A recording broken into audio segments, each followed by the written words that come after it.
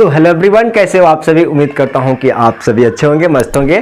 तो अभी आपका क्लास 10th बोर्ड का एग्ज़ाम बहुत नज़दीक होगा और आप में से 80 to 90% स्टूडेंट ऐसे हैं जिनका हैंड राइटिंग बहुत गंदे लेवल की है हैंड राइटिंग।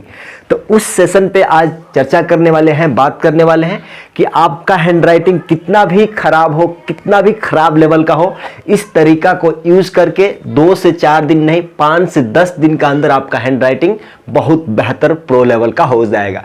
तो चलिए देखते हैं क्या है वो तरीका, क्या क्या आपको फॉलो करना है।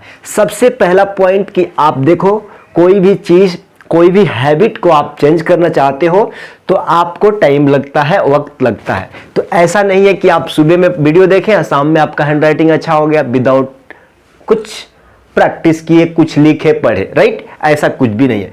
सब चीज़ को थोड़ा सा, जो चीज़ें नहीं आती है उस पर टाइम देंगे तो वो चीज़ें हमारे तरफ हो जाएगी।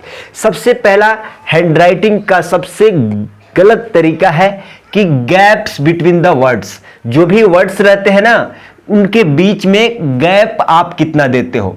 ठीक है, अब मान लो हम यहां पे लिख दिया, समझो यहां पे हम ऐसा लिख दिया, ठीक है, ऐसा लिख दिया। तो अब देखो जरा, इस लेटर का बीच में गैप कितना है, इस लेटर का बीच में, इसमें कितना गैप है। तो ये अच्छा नहीं दिख रहा है, ठीक है। तो इसमें आपको एक प्रॉपर क्या करना है, गैप का मेंटेन करना है कि भाई चलो गैप कितना रखना है, ठीक है, इस पे फोकस करना है। दूसरा पॉइंट है कि भाई बिग और स्मॉल साइज, मान लो हम ऐसा लिख दें बिग और स्मॉल साइज, तो क्या आप कहोगे, देखो ये कैसा दिख रहा है। अब ये साइज देखो, ये वाला कितना है, ये बड़ा है, इससे बहुत छोटा ये वाला है, उससे भी बड़ा, ये देखो एडवांस चले गया, ये वाला लिख दिया। तो इस तरीका से आपको बचना है ताकि आपका एक बेहतर हैंड राइटिंग निकल सके, राइट।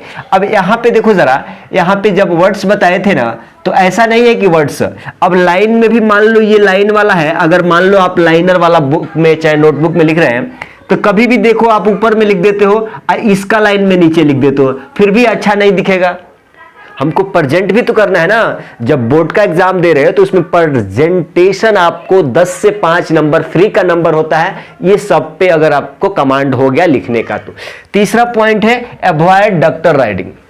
क्या चीज, जैसे डॉक्टर्स नहीं लिखते हैं कि भाई चलो किसी को समझ में नहीं आएगा, उनके अलावा डॉक्टर समझ पाएगा, नहीं तो दूसरा नॉर्मल आदमी नहीं समझ पाएगा, थोड़े लोग समझ लेते हैं। तो वो वाला चीजें नहीं करना है कि भाई ऐसा ऐसा लिख रहे हो, ऐसा ऐसा डॉक्टर का, वो कोई नहीं समझता है बोर्ड में। तो रीडेबल, जो मतलब आप ऐसा लिखो कि सामने वाला जो कॉपी चेक करेगा उसको भी समझ में आए, चाहे कोई भी आपके अलावा दूसरा वाला भी समझ ले विजिबली।